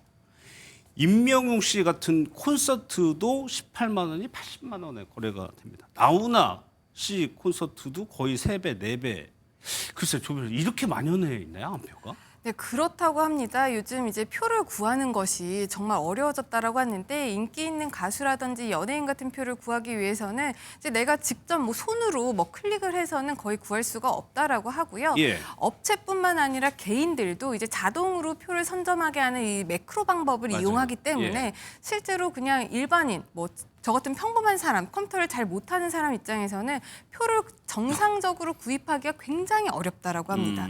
그렇다 보니 아무래도 연예인을 좋아하는 마음은 크고 표를 구할 수는 없으니 어떻게 해서라도 구하고 싶은 마음에 이런 암표를 이용을 하게 되는 것 같고 예. 뭐 소속사 측이라든지 예매 측이라든지 아니면 공연사 측에서는 이런 암표를 단속하기 위해서 여러 가지 방법을 제시를 하고는 있기는 합니다만 예. 현재까지도 여전히 암표가 성행 중이라고 합니다. 특히나요, 여기 보면 임영웅 씨나 나훈아 씨 같은 경우에는 아무래도 팬층이 좀 고연령대이면 더 예약하기가 힘들 텐데 그러다 보니까 암표가 횡행하고 이렇게 고가에 거래가 된다고 하는데 이 변호사 이게 공연뿐만 아니고 야구도 그렇다면서요? 그렇습니다. 야구도 이제 어쨌든 뭐 매진이 되는 경우가 지금 많이 생겨가지고 예. 사실 자리 잡기가 쉽지가 않고 그리고 이제 야구를 보러 가시는 분들 아시겠지만 또 그 자리 위치에 따라서 또 이제 금액대가 또 다르지 않습니까? 예. 그래서 뭐 조금 더 이제 좀 좋은 자리에서 편안하게 보고 싶고자 하시는 분들 계실 텐데 그런 경우에도 사실 자리를 또 맡기가 또 쉽지가 않거든요. 그러니까 이런 부분들까지도 또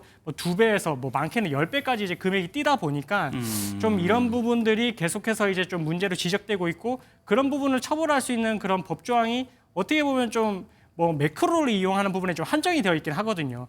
그래서 이 법조항에 있어서도 뭐 웃돈을 주고 사는 부분에 있어서도 어느 정도 좀 문제 제기가 좀 필요할 것 같고 다른 방법을 통해 가지고 이렇게 암표 거래를 하는 경우에 있어서도 좀 처벌의 범주를 좀 넓혀야만 좀 예. 이런 부분들이 조금 근절될 수 있을 것 같습니다. 그러니까 처벌의 범위를 넓히고 뭐 강화하는 게 능사는 아닙니다만 만약에 이런 현상이 더 만연해진다면 일반 소비자들, 팬들은 피해를 보게 되니까 그거를 보완할 수 있는 건 또 법이란 말이에요. 네, 그렇습니다. 이제 현행법상으로는 거의 이제 판매자만 처벌을 하게 되어 있습니다. 판매자만요. 이제 경범죄 처벌법이라든지 뭐 공연법, 국민체육진흥법에 의해서 이제 암표를 이제 판매를 하거나 매크로를 이용을 했을 때는 최고 1년 이하의 징역 또는 1,000만 원 이하의 벌금에 처해지는데 이 기준을 좀 높여야 될 필요성이 있다. 그리고 아까 이 변호사님께서도 말씀하셨다시피 처벌 범위를 좀 매수자까지 사는 범위로 좀 늘려야 할 필요성이 있다라고 지금 여러 가지 의견들이 나오고 있어서 예. 개정안을 지금 추진 중인 것으로 알고 있고요. 만약에 개정안에는 조금 더 처벌 수위를 높인 3년 이하의 징역, 3,000만 원 이하의 벌금에 처해야 한다. 이렇게 논의가 되고 있습니다. 알겠습니다. 두 분과의 대담은 여기서 마무리를 하도록 하고요. 다시 좀 윤석열 대통령 탄핵 이야기로 돌아갈 텐데 이틀 앞으로 왔습니다. 여야가 탄핵 결과에 대해서 공식적으로 하는 얘기하고 속내가 조금씩 다릅니다. 그 영상 보고 본격적으로 이야기 나눠보겠습니다. 국민들께서 헌재만 바라보면서 불안 속에서 지내왔던 이례적인 상황이 이어져 왔었는데 늦었지만 이제라도 헌재가 결론을 내리기로 한 것은 다행이라고 할 것입니다. 국민의힘은 결과가 어떻든 헌법기관의 판단을 존중하고 수용하겠다는 입장을 분명히 해왔습니다. 매우 많은 시간이 지나서 그 기간 동안에 국가적 혼란이 지속된 것에 대해서는 아쉬움이 없지 않지만 지금이라도 선고기일을 지정했으니 합당한 결론을 낼 것으로 국민과 함께 기대하며 기다리겠습니다. 11시로 잡힌 게 좀 의미심장하다. 그 예전에 보통 한 10시쯤 잡혀가지고 그 재판관들의 의견이 다양할 경우에는 그 각자의 의견들을 전부 다 선고할 때 다 읽지 않습니까? 한창 5대3 우리 기각설이 돌다가 이렇게 딱 결정을 내린 걸 보고 이거는 되돌릴 수 없는 상황이 왔다. 그러니까 4대4로 됐기 때문에 더 이상 40여 후보자를 임명한다 하더라도 어찌할 수 없는 상황이 왔기 때문에 결단을 내렸다. 이런 얘기들이 한창 돌았었고 저는 8대 0으로 봅니다. 헌법재판관들은 법과 국민 여론의 지배를 받거든요. 탄핵 지지, 정권적 교체 지지, 이재명 지지 이게 삼박자로 상승하고 있어서 저는 헌법재판소에서 결론 내기가 굉장히 쉬워졌다. 네, 두 분 나오셨습니다. 정광재 국민의힘 대변인, 박원석 전 의원 나오셨습니다. 어서 오십시오. 안녕하십니까. 예. 바로요, 두 분께 공통 질문 하나 드릴게요. 저희가 앞서 영상에서 잠깐 보긴 했는데 헌재가요, 사흘 전 10시 반에 4일 날 11시에 선고하겠다고 발표를 했어요. 제가 좀 첨언을 드리자면 정광재 문제요. 원래 사법부의 시간은 10시로 저희가 기자들은 알고 있잖아요. 되게 모든 걸 10시에 하는데 11시에 한 이유까지 해가지고 어떻게 해석했어요? 그런데 박근혜 전 대통령의 2017년 3월 10일 그 탄핵 선고도 11시에 있었습니다. 예. 그러니까 11시라고 하더라도 시간에 특별한 의미를 부여하기는 어려울 것 같고요. 예. 그러면 이게 더 늦어질 수도 있다고 했는데 왜 조금 당겨졌느냐? 이 부분은 일정 정도 때가 됐기 때문에 더 늦어지면 헌법재판소로서도 이 대중들의 이 어떤 선고 압박 이거를 견디기 어려웠을 것 같다. 힘들다. 예. 왜냐하면 지난 주말 사이에 마은혁 재판관 임명과 관련해서 민주당이 굉장히 큰 목소리를 내기 시작했고 그랬죠. 우리 당에서는 그렇다면 마은혁 재판관 후보자 임명에 맞서서 문영배 이미선 재판관 4월 18일에 임기가 끝나는데 예. 그 두 사람에 대한 대통령 추천목도 한덕수 권한대행이 할 수 있다, 해야 한다 이렇게 목소리가 커지니까 이렇게 되면은 진영 간 갈등이 더 커질 수밖에 없다라는 점을 헌법재판관 분들이 중지를 모으지 않았을까. 이걸 언제까지 계속 더 미루기는 어려웠기 때문에 그렇다면 4월 4일과 11일 이틀이 남게 되는데 조금 그 시기를 앞당기지 않았나 이렇게 저는 자체적으로 분석해 봅니다. 박 의원께서는 어떻게 보세요? 이 부분에 한번 초점을 맞추면 11시는 뭐 박근혜 전 대통령도 11시에 했다고 하니까 사흘 전에 이미 공지를 하는 거. 이 부분은 어떻게 보세요? 그러니까 지난 두 번의 대통령 그 탄핵 심판이 있었지 않습니까? 당시에 이제 선고 기일 통보를 박근혜 전 대통령은 사흘 전 오후에 했습니다. 예. 오후 한 5시쯤에. 그리고 노무현 전 대통령 같은 경우에는 또 이틀 전 오후 1시쯤에 했습니다. 오후에 했네요. 이게 일률적인 건 없어요. 아하. 그래서 헌법재판관들 사이의 평의를 통해서 이제 선고를 언제 하자, 그리고 언제 이거를 그 양측 대리인들한테 통지하자까지 이제 합의를 해서 예. 통지를 하는 거기 때문에 그 시점에, 즉 이제 월요일 날 그 평의가 있었지 않습니까? 그 월요일 평의에서 선고 날짜를 잡은 것 같고, 아마도 월요일 평의에서 판결까지 한 걸로 어제 오후에 알려졌는데, 예. 그리고 나서 바로 이제 화요일 날 오전에 양측 당사자에게 통지하기로 그렇게 결정을 내렸던 게 아닌가 싶어서요. 특별히 왜 사흘 전에 했냐, 이틀 전이 아니고 그 이전에 지금까지 한 9차례의 예. 그 탄핵 선고가 있었는데 대부분 다 이틀 전에 했다 그래요. 지난 한덕수 총리도 이틀 전에 했고. 예. 그래서 여기에 무슨 어떤 메시지가 있는 거 아닌가 이런 추측들을 하는데, 제가 보기엔 과도한 추측인 것 같고, 예. 어찌됐든 그 시점에 헌법재판관들 사이에 자 이제는 이제 결론 그 내릴 만한 그런 시점이 됐으니 선고 일정 잡고 양측에 통지합시다. 이렇게 합의가 이루어져서 사흘 전에 선고 일정을 잡고 통지한 걸로 생각하면 될 것 같습니다. 사안이 워낙 중대하고 관심이 많다 보니까 뭐 사소한 거에도 계속 해석을 하려고 하는 뭐 습관이 생긴 것 같아요. 아까 저희가 영상에서 이제 당 지도부가 공식적으로 하는 얘기, 그리고 속내 얘기를 좀 나눠서 봤는데, 정광재 대표, 홍준표 시장은 오늘 SNS 보니까 탄핵 기각을 예측해 봅니다라고 했어요. 저 대권 도전하는 걸로 알고 있는데 기각이 되면 홍 시장은 못 나오는 거잖아요. 그런데 지금 나오는 정치인들의 전망은 각각의 다 희망이 섞인 전망이라고 생각합니다. 홍준표 대구시장이 조기 대선이 열리면 누구보다 먼저 뛰쳐나오고 싶은 마음 그동안 많이 연출됐었죠. 그런데 그것이 자칫 그 우리 당을 전통적으로 지지해왔던 분들에게는 미움털이 박히는 행위가 될 수도 있다. 이런 판단을 한 게 아닌가 싶습니다. 실제로 지난 연말에 홍준표 대구시장이 그런 이야기를 하자마자 홍준표 대구시장에 대한 뭐 차기 대권 후보 지지도가 하락하고, 그분을 대체할 수 있는 김문수 고용노동부 장관의 지지율이 올라가는 모습이 연출되기도 했었는데, 그런 측면에서 또 여당 정치인의 한 사람으로서 대통령의 복귀를 희망하는 마음은 같다고 생각하고요. 아마 지금 이런 메시지를 내는 것이 본인의 정치 행보에는 더 도움이 될 것이다. 이런 판단을 하시지 않았을까 생각합니다. 박 의원님께 그 부분 여쭤볼게요. 홍 시장이 뭐라고 했냐면, 이재명 대표가 무죄를 받았으니 윤 대통령도 살아날 것이다. 법조인 출신인데 상당히 좀 정무적인 판단을 했단 말이에요. 아니 그냥 듣기에도 전혀 논리적이지 않은 말씀이잖아요.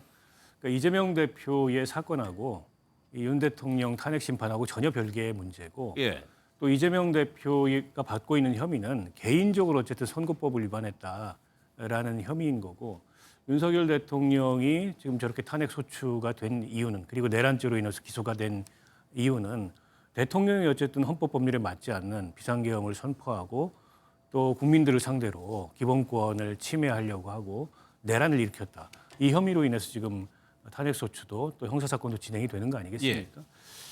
경중도 다르고 연결고리도 없는 두 사건을 연결지어가지고 이재명 대표 무죄 받았으니까 이제 윤석열 대통령이 헌재에서 탄핵이 기각될 차례다라는 거는, 글쎄요, 뭐 국민의힘이나 홍준표 시장의 바람일 수는 있어도 아무런 이제 논리적, 법률적 연관성이 없는 문제를 가지고 지지층을 향해서 그런 바람을 말씀하시는 것 같고, 저는 홍준표 시장이 굉장히 양가적인 그 생각을 갖고 계신 것 같아요. 양가적이요? 왜냐하면 저분이 탄핵 소추가 되자마자 가장 먼저 대선 출마 선언을 하고 대선 준비를 해왔어요. 근데 그게 이제 지지층들한테 이렇게 곱게 보이지 않았던 모양입니다. 어쨌든 지지층들, 특히 강성 지지층들은 이제 탄핵에 반대하고 이제 탄핵 기각을 전망한 데 반해서 홍준표 시장이 어쨌든 대선을 준비한다는 건 이제 탄핵이 인용될 것을 전제하고 대선을 준비하기 때문에 그게 곱게 보이지 않았나 봐요. 그래서 지지율도 많이 빠지고, 또 탄핵 반대 입장에 서 있었지만 그 탄핵 반대의 대표성을 어떻게 보면 김문수 장관한테 좀 뺏긴 측면이 있잖아요. 지금 저는 지금도 마찬가지인 것 같아요. 한편으로는 그런 지지층의 목소리나 국민의힘 내부 분위기를 의식해서 탄핵은 기각될 거고 윤 대통령 돌아올 거다. 이렇게 전망하고 이렇게 기대하지만 다른 한편으로는 대선을 일찌감치 준비하셨던 분이에요. 여전히 예. 대선 준비하고 있지 않겠습니까? 그런 면에서 제가 좀 양가적인 그런 감정과 입장을 갖고 있다 이렇게 말씀드립니다. 물론 근데 이 부분과 관련해서 홍준표 대구시장의 생각을 제가 100% 이해할 수는 없겠지만 이런 분석은 가능할 것 같습니다. 물론 이재명 대표에 대한 선거법 판결과 이번 탄핵 재판의 법적인 쟁점이 겹치는 건 하나도 없습니다. 그런데 헌법재판소가 갖는 사법적인 시스템 내에서의 판결도 중요하지만 헌법재판소가 다분히 정치적 판결에서 자유로울 수 없다라는 측면을 고려한다면 우리 당을 지지하는 사람들 또 대통령 탄핵에 반대하는 사람들의 목소리가 커질수록 이 정치적 후견주의를 갖고 있는 그러니까 우리 보수 성향의 헌법재판관 분들이 그러한 의지를 반영할 수밖에 없는 판결을 내리지 않겠느냐 이런 쪽으로 생각한다면 이게 법적이 아니라 정치적으로는 그런 해석이 조금 가능할 수도 있겠죠. 예. 물론 SNS라는 것이 길게 글을 쓸 수 없기 때문에 그런 특성으로 축약해서 표현한 측면도 있는 것 같습니다. 그런데 조금 우려되는 거는 정치권의 발언이 헌재 선고 기일이 잡히고 나서도 오히려 더 격해지는 것 같습니다. 좀 우려스러운 대목인데 그 내용 먼저 듣고 이어가도록 하겠습니다. 우리가 제주 4.3 사건이나 또는 광주 5.18 상황을 굳이 상기하지 않더라도 다시 윤석열이 복귀하는 것은 곧 제2의 계엄을 의미하는 것일 테고 우리 국민들은 저항할 것이고 충돌은 피할 수 없을 것입니다. 엄청난 유혈 사태를 대체 어떻게 감당할 수 있겠습니까? 저는 아주 고약한 발언이다. 일종의 유혈 사태를 선동하는 것 같은 발언이다. 본인들이 원하는 결과가 나오지 않았을 때는 유혈 사태를 각오하는 일종의 폭동을 해라 하는 일종의 내란 선동이라고 볼 수 있는 발언이다. 대규모 집회가 예정된 지역에서도 헌법재판소 선고 정치인들께도 당부드립니다. 불법 시위와 폭력을 자극하거나 유도할 수 있는 발언들은 삼가해 주실 것을 간곡히 부탁드립니다. 상당히 좀 발언이 더 거칠어지고 있는데 왜 그 부분을 우려하는지를 이 조사를 한번 좀 보여드리겠습니다. 이 수치를 박근혜 전 대통령 때하고 어떤 거를 좀 보여드리려고 하냐면 이 간극입니다. 간극. 이 당시에는 찬성 여론이 압도적이라고 표현할 정도로 많았는데 지금은 그 정도는 아니란 말이에요. 그러면 박원석 의원님, 이런 상황에서 정치인들이 통합이라든가 국가 이런 거에 대해서 책임지실 만한 분들이 계속적으로 그런 걸 좀 조장하는 듯한 발언이 나오는 게 상당히 좀 위험해 보여요. 그러니까 박근혜 전 대통령 탄핵 때하고 비교를 하자면 그러니까 탄핵 찬반에 그때도 찬반은 있었지만 강도랄까요? 이런 게 지금이 훨씬 더 강도가 높고 양측으로 결집이 이루어지다 보니까 좀 더 격렬한 양상을 띠는 것 같습니다. 그 정치권의 대립 양상도 마찬가지죠. 당시에는 박근혜 대통령 탄핵에 당시 박근혜 대통령이 소속돼 있던 정당의 의원들이 상당수 찬성을 했습니다. 그렇죠. 그로 인해서 결과적으로 분당까지 이루어졌거든요. 그에 비하면 탄핵에 찬성했던 국민의힘 의원들은 매우 소수고 그마저도 매우 위축돼 있는 데다가 다수의 국민의힘 의원들은 지금도 헌법재판소 앞에서 탄핵은 기각각하돼야 된다 이렇게 얘기를 하고 있어요.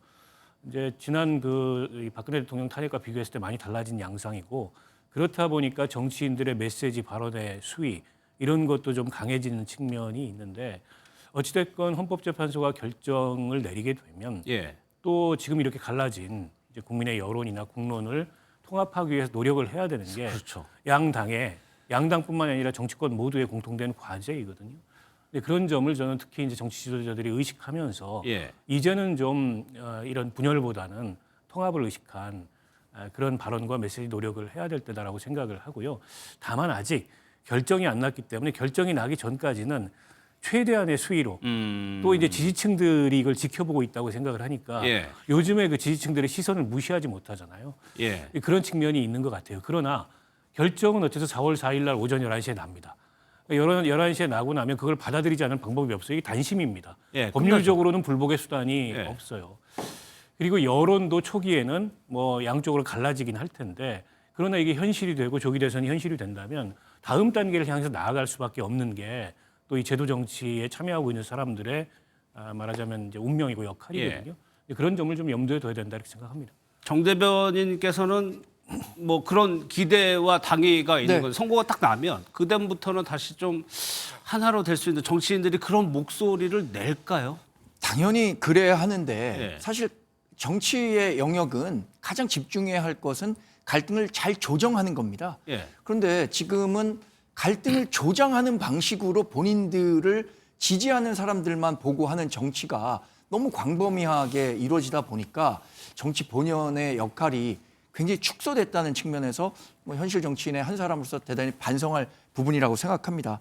저는 특히 이재명 대표 같은 정말 그 어쩌면 의회 권력의 정점에 있는 분이 이렇게 갈등을 조장하고 이 판결에 불복한다는 듯한 뉘앙스의 메시지를 자꾸 내는 것이 대단히 우려스럽다고 생각합니다. 이것이 전한길 한국사 강사가 얘기하는 저항해야 한다는 것과 이재명 민주당 대표 특히 국회 내에 제1당의 대표로서 얘기하는 것과는 의미가 상당히 큰 차이가 있다고 생각하는데 승복과 관련한 메시지를 이재명 대표가 물론 뭐 여러 차례 얘기했다고 하지만 더 간결한 메시지로 이야기할 필요가 있다고 생각하고요.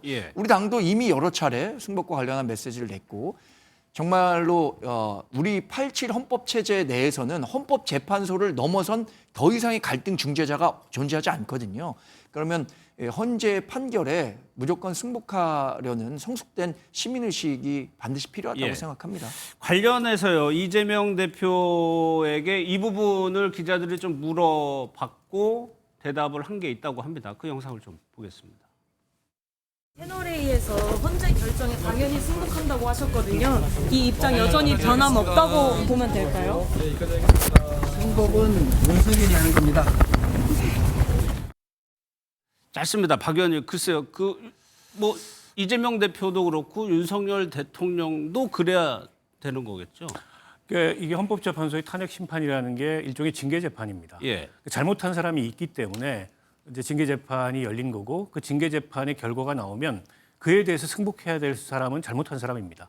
때문에 그 징계에 회부된 사람이 승복 선언을 해야 되는데 국민의힘 지도부가 이제 승복하겠다 이런 말씀들을 하시는데 좋습니다.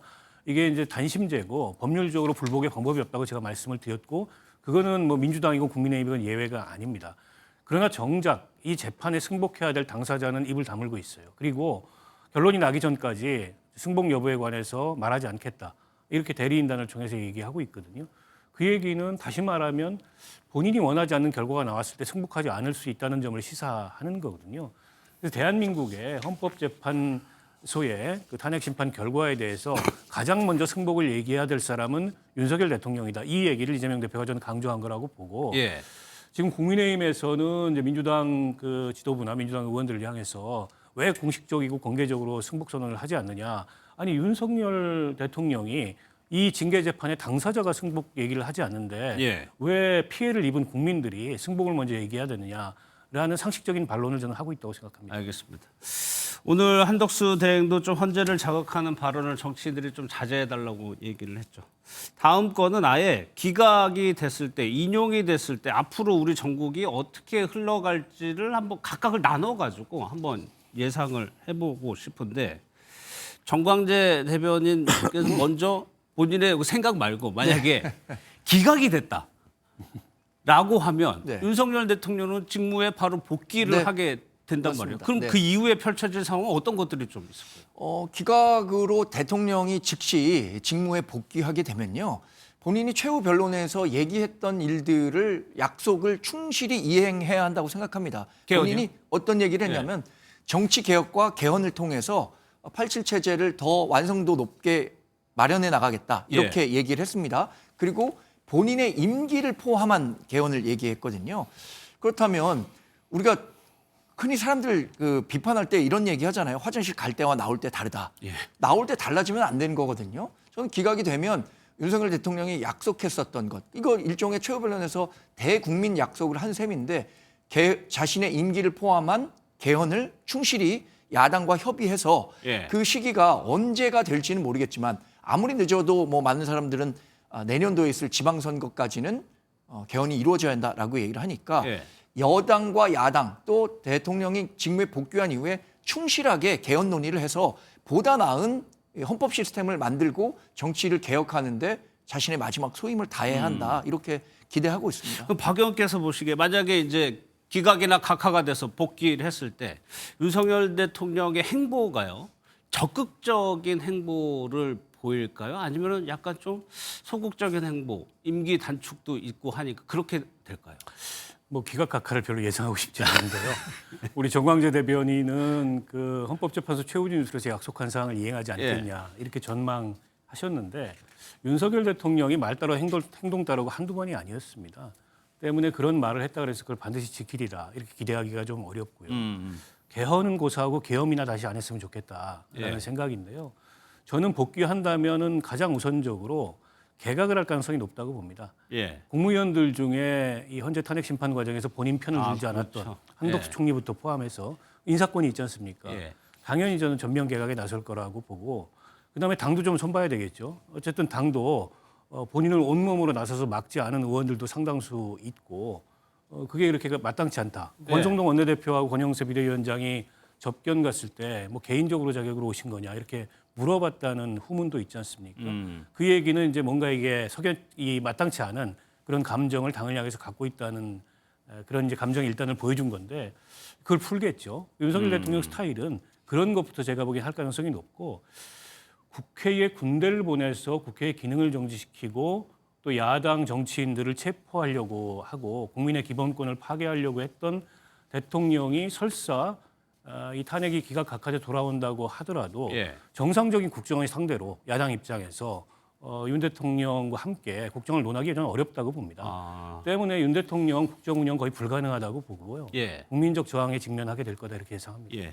인용됐을 때는 워낙 좀 간단하기 때문에 그랬는데 이 부분은 제가 정광재 대변인께 인용이 되면 대선 해야 됩니다. 6월 3일이 유력한데 그렇죠. 민주당은 이재명 대표라는 당권주자, 확실한 당권주자가 있어요. 국민의힘은 어떻게 펼쳐질 거라고 보세요? 국민의힘 경선이 치러질 텐데 2017년의 예를 보면 3월 10일에 탄핵이 되고 3월 31일에 우리 당 후보를 확정 지었습니다. 그러니까 20일 안 걸렸네요. 불과 21일밖에는 걸리지 않았고요. 근데 그때와 달리 지금은 조금 더 많이 분화가 돼 있습니다. 그러니까 계엄에 찬성했던 사람과 그렇지 않은 사람들, 또 탄핵에 찬성했던 사람과 그렇지 않은 사람들 간의 이 입장 차이가 굉장히 명확한데 우리 당내에 모두 있단 말이에요. 근데 2017년에는 탄핵에 찬성했던 분들이 나가서 새로운 후보를 냈습니다. 그렇죠. 유승민 후보가 나왔었으니까. 그렇기 때문에 경선이 훨씬 더 치열하게 치러질 가능성이 있다고 생각합니다. 지금 우리 당 당헌 당규에 따르면 4명이 결선 투표까지 오르게 되는데 4명. 그 4명은 지금 여러분들 생각하시는 것처럼 뭐 각종 여론조사에 나오는 4분을 생각할 수 있을 것 같아요. 그런데 그 4분은 2명과 2명으로 또 나뉘게 되거든요. 각각 추구하는 정치적 노선이. 그래서 이 상황에서 어떤 식으로 치러지게 될지는 사실 정치가 이렇게 하루 앞도 예상하기 어려운 상황으로 치닫다 보니까 제가 이게 어떻게 돼서 누가 후보가 될 것이다. 이렇게 예단해서 말씀드리긴 어려울 것 같습니다만 어느 때보다 경선은 치열하게 진행될 것이다. 그 가운데서 또 윤석열 대통령이 전직 대통령으로서 파면이 됐으니까요. 그러면 전직 대통령으로서 갖고 있는 영향력을 어떻게 행사할 거냐. 이 부분까지 고려한다면 정말 예측하기 어려울 것 같습니다. 알겠습니다. 기각이나 각하됐을 때, 인용됐을 때 상황을 한번 좀 전망해 봤고요. 다음은 역사 강사죠. 전한길 씨가 인터넷 신문까지 참관을 했다고 합니다. 이것도 영상이 준비되어 있는데 한번 보도록 하겠습니다.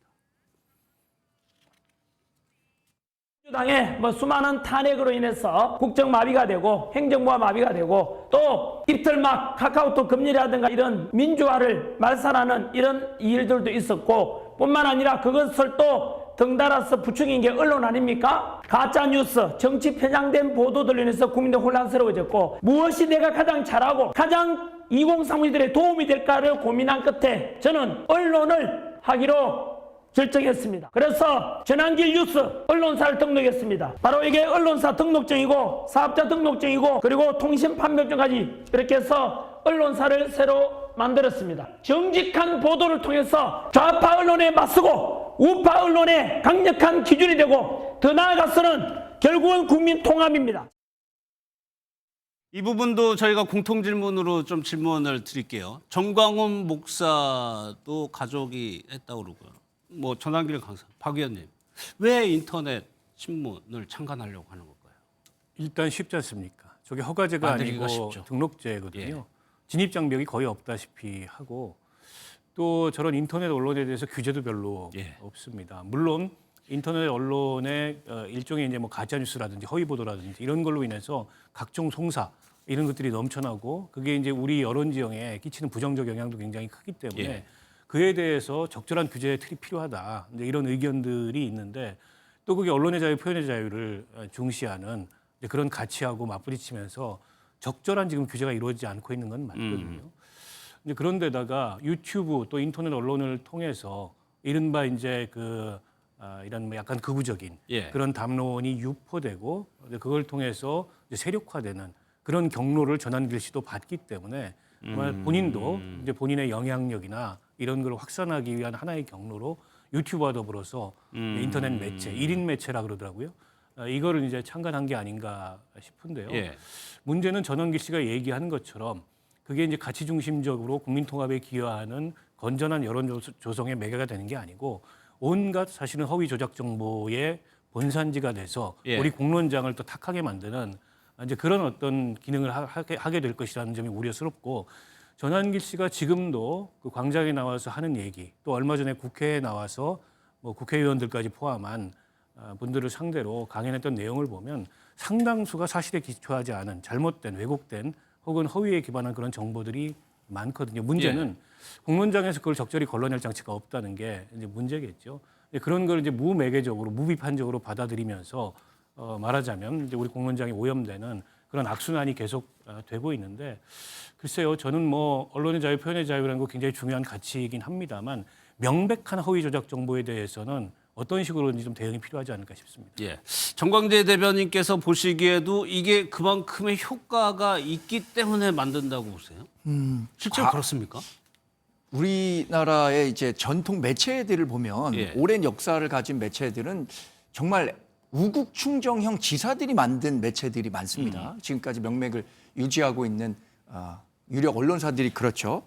그런데 지금은 유튜브나 인터넷 매체나 이게 본인들이 제공하고 싶은 뉴스 또 독자들이 원하는 뉴스를 찾아보는 성격이 강해지다 보니까 이렇게 되면은 상업적으로 이용하려는 그 욕구가 굉장히 많아지게 됩니다.